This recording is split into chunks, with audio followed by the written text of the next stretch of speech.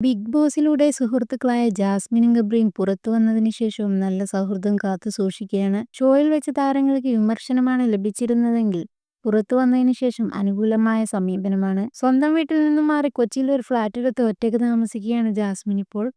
എല്ലാ പിന്തുണയും നൽകി ഗബ്രിയും കൂടെ തന്നെയുണ്ട്. ബിഗ് ബോസിലായിരിക്കുമ്പോൾ പോകണമെന്ന് ആഗ്രഹിച്ച സ്ഥലങ്ങളിലേക്കൊക്കെ യാത്ര പോവുകയാണ് ഇരുവരും. ഈ വിശേഷങ്ങൾ യൂട്യൂബ് ചാനലിലൂടെ പങ്കുവെക്കാറുമുണ്ട്. ഇപ്പോഴത്തെ ആരാധകരിൽ നിന്നുള്ള ചോദ്യങ്ങൾക്ക് മറുപടിയായിട്ടാണ് ഇരുവരും എത്തിയത്. ഞങ്ങളെക്കുറിച്ച് ഇല്ലാത്ത കമന്റുകൾ പറയുന്ന നിരവധി ആളുകളുണ്ട്. ചിലർ ഞങ്ങളുടെ കൂടെയുണ്ടായിരുന്നു എന്നും അടുത്ത സുഹൃത്താണ്, ബന്ധുവാണ് എന്നൊക്കെ പറഞ്ഞിട്ടാണ് കമന്റുമായി എത്തുന്നത്. സത്യത്തിൽ അവർക്ക് ഞങ്ങളുമായി യാതൊരു പരിചയവുമില്ല. ജാസ്മിനെ വീട്ടിൽ നിന്ന് അടിച്ചു പുറത്താക്കിയെന്നാണ് അവർ പറയുന്നത്.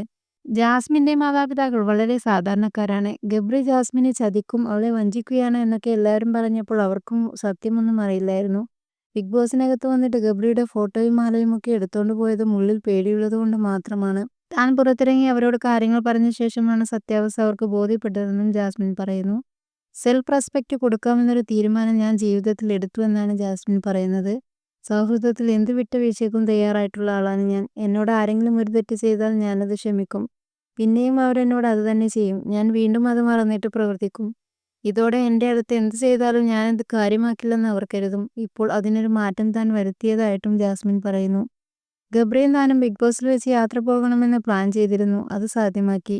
മേഘാലയയിലേക്കുള്ള യാത്ര വളരെ അനുഭവം തന്നെയായിരുന്നു. അന്ന് ഷോയിൽ വെച്ച് അവിടെ പോകണം ഇവിടെ പോകണമെന്ന് പറഞ്ഞവരെ ഒന്നും പിന്നീട് കണ്ടിട്ടേ ഇല്ലെന്നും താരങ്ങൾ പറയുന്നു.